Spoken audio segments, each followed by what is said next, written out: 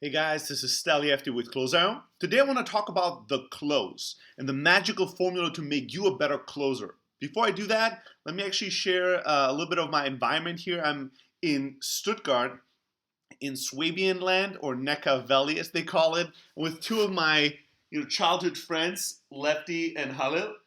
And we're currently visiting a secret office space. We're going to do an event later on today that hopefully is going to attract a lot of local entrepreneurs to share some of the knowledge that we have.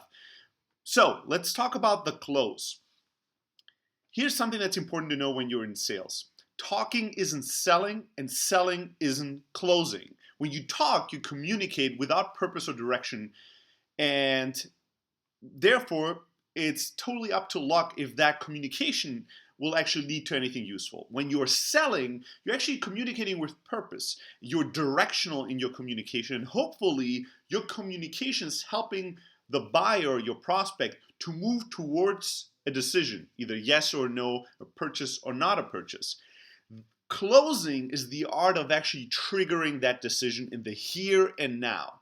Now, most people think that you can only ask once for the close, and because they're so afraid of hearing a no, getting a rejection, and turning the deal into a failure, they're waiting for as long as humanly possible before they actually ask for it. My motto is very simple, my mantra when it comes to closing. You have to ask early, and you have to ask often. And there's one simple philosophy that's a little bit of a challenge for people to balance, but if you get that balance right, you're going to become a master closer, and you're going to be the person that actually helps a shit ton of other people to make the decision, make it today, if they want to purchase something and move forward with something or not. And that's that when you go for the close, you have to expect the yes and embrace the no. If you want to master the art of closing, you have to expect a yes when you ask, and then you have to embrace the no if you get that. And here's what I mean by that.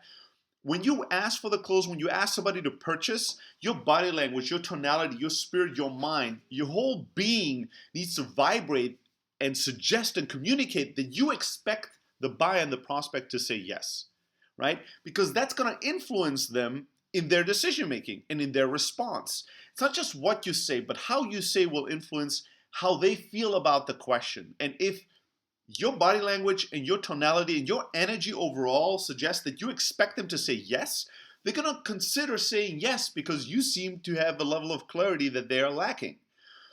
Now, here's the tough part. It's easy to go into the close and actually expect the yes, but here's what crushes people when they get a no, right? You go into the close and you expect the yes, you know they're going to say yes, and then they say no.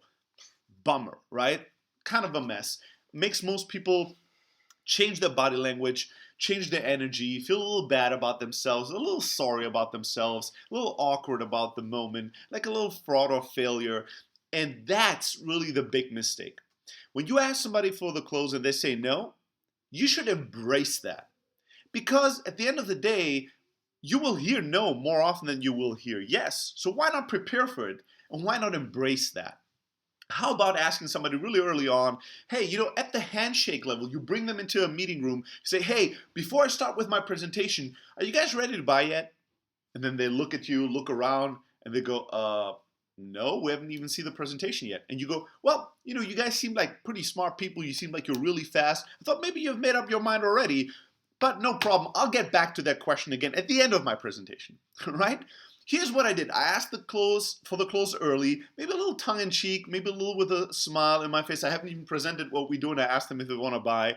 But then when they say no, here's what I do that's really powerful and that stands out from the crowd. I actually embrace it. I actually tell them, you know what, that's totally fine. I'll get back to asking you if you want to buy at the end of the presentation, right? Maybe give them a wink, show them that I'm comfortable with this and confident that I will get them to buy if this is truly the right solution for them.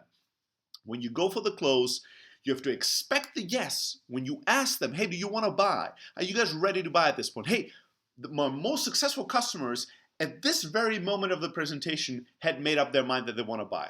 How do you guys feel about this? Are you ready to buy right now? Right? Expecting the yes. And when they say no, you go, you know what? Sometimes the people that are hardest are actually the ones that stay the longest, are the most loyal. No problem if you guys aren't ready yet. Let me ask you, what do we need to do to get you ready? right? What's missing? Embrace the no. Show them that you're comfortable and confident with it. It's going to make them think that they're still in the deal is still moving forward, that you're not really rattled or surprised by their response. That will keep them mentally in a mind space that tells them we're still in the buying process. This is still normal. We might end up buying the product. Versus, if you react kind of weirdly and go, well, but why are you buying? Well, okay, then I'm glad that you came for a presentation. Think about that. If you say no to somebody, although you're not definitively out of the deal, you just say, yeah, we're not ready yet, and the person goes out of the deal, basically tells you, well, all right, then it was nice meeting you. What happens now? Now you think, well, this is awkward. I still wanted to know more about the software, but just by the way they responded, probably I shouldn't buy. Probably this is the end of the conversation. So what are you going to say? You're going to say, bye, I guess. You're going to leave the presentation or the call or whatever it is. You're not going to buy just because the energy of the seller suggested that the deal is over. When you go for the close, if you want to master the close, you ask early and you ask often, you expect the yes, and you embrace the no.